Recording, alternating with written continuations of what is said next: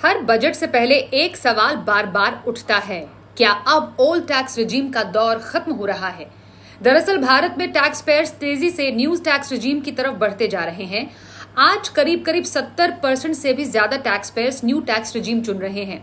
यानी 10 में से 7 लोग अब डिडक्शंस वाले पुराने सिस्टम से बाहर निकल चुके हैं।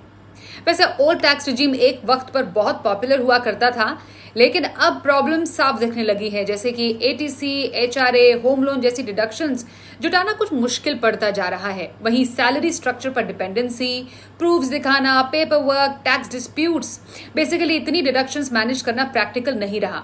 तो न्यू टैक्स रिजीम ने गेम चेंज किया, जैसे कि lower tax slabs, higher rebate, standard deduction, minimal paper work. अब कई इनकम लेवल्स पर बिना किसी डिडक्शन के भी टैक्स कम बन रहा है, यानी कम प्लानिंग, कम टेंशन, ज्यादा क्लैरिटी।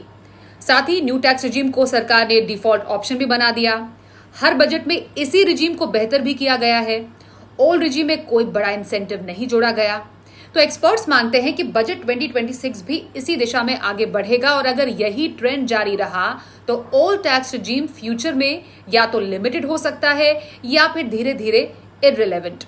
सरकार दरअसल ये चाहती है कि एक ऐसा टैक्स सिस्टम बने जो सिंपल, प्रिडिक्टेबल और डिस्प्यूट फ्री हो। तो कुल मिलाकर कहा जाए, पहले टैक्स बचाने के लिए निवेश होता था, अब टैक्स आसान करके चॉइस टैक्स पेयर्स के हाथ में दी जा रही है। टैक्स प्लानिंग से ज्यादा अब टैक्स सिंप्लिसिटी जरूरी है।